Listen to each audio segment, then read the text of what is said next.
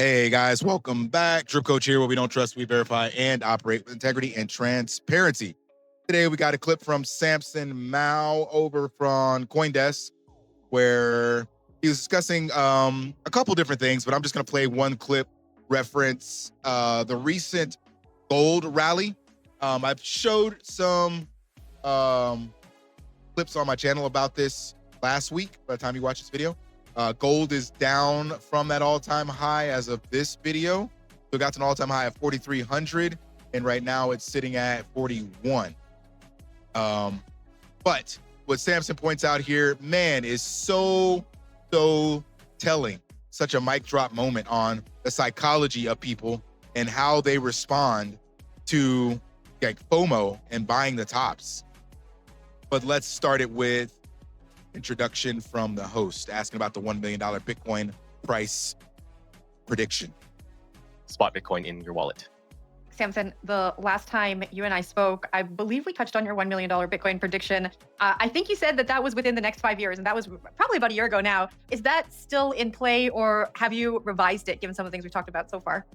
No, I think it's just delayed. And I've been predicting 1 million for maybe 2 years now, because all of the factors to catalyze that shift to 1 million are here, right? The previous dull factors for bull runs has been exchanges and their inability to onboard a lot of people quickly because they're bottlenecked.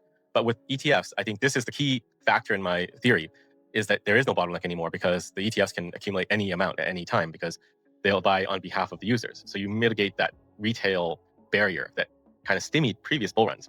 And the matter...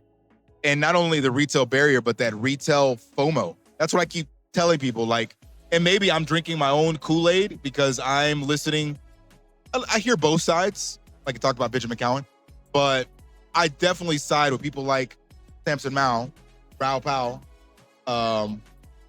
Mark Moss, that's saying, yeah, it's just a different cycle.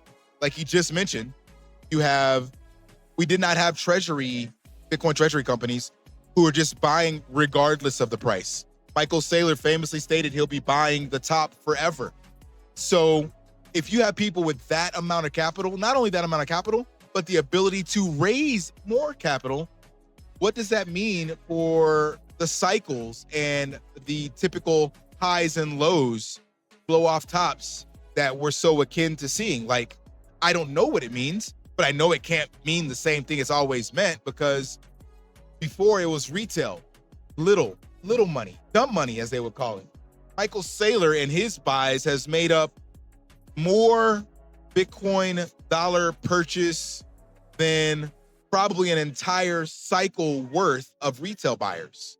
That's crazy. Of the 1 million run is just time, and things can delay it. Like crypto heating up, I think will always delay it because people allocate capital. Even serious investors might allocate capital. Like I think Cathie Wood was buying Ethereum treasury companies, right? All of that has to come back to Bitcoin. And I think all of it will be very violent. I also have another theory called max pain theory. And that is like the most painful outcome for the most people is the most likely outcome. So if we think that Bitcoin volatility is always going to be low, and we just gradually stair-step up to 1 million and to 10 and to dollar parity with sats, that is the best case for the world. Everyone has a long time frame to accumulate. Everyone has time to buy. And I don't think that's going to be the case. And I think a lot of people realize this. If you look at Saylor and strategy, he's buying anytime. Like it doesn't matter if it's a top. He doesn't care about dips because there is this urgency because the time is running out to buy Bitcoin at these low prices. So we're going to see a fast run up. And gold is a good parallel for what we're likely to experience with Bitcoin. If you look at the picture circulating right now on the internet, there are people lining up, forming queues to buy gold. And gold is at an all-time high. So nobody wants Bitcoin when it's in the low 100Ks. But once we get to like $500,000 per Bitcoin, I think the world's going to wake up. Central banks are going to wake up and nation states are going to start joining the race. And that's when you go to 1 million very quickly and beyond. So that makes sense. Like his, at first, I've never really co-signed that we're not going to stair step up. Like I believe the max pain theory, exactly like he said, but it's just in two phases, so to speak. So I guess it really depends on your time horizon for max pain. So I'm seeing this as we still got at least like 5 years. So phase one, max pain, is what's happening right now. And it's going to be this stair step up. So people are, as I mentioned in the previous video from Mark Moss, sitting on the sidelines thinking they're going to catch Bitcoin on the dip. And it's going to instead continue to grind higher. This is also Raoul Pal's max pain theory. Let me pull this up. I was looking at this the other day. It's fascinating. Yeah, the monthly, right? Yeah, let's look at this. We can go back. I only went back to like 2021, but you can see basically when you have high months, then you have another month that corrects it. But Bitcoin is always up and to the right over time. So that means that there is more green than red, and the green will outvalue the red. So you have 36 up here, negative 35 here, 39 here, then you add these two up and you get 34, 35, right? I'm showing you this because all these 30s and 40s basically stop or slow down. We haven't seen it yet. Not to say that it can't come, and that is also Plan B's theory, that in order to see red dots on the RSI, it's RSI over 80. Those are 40% plus months, and that can take Bitcoin to 500,000. But what we've seen in the last year and some change, here's a 40 right here in February. But once we got above 70 and basically we had this last blow off to the next level, we had this 37 here. We have not seen another 30 since. So not to say that we can't, but it's like we shot up to this 100K level, we'll call it mid 90s, and we came back down to test it briefly.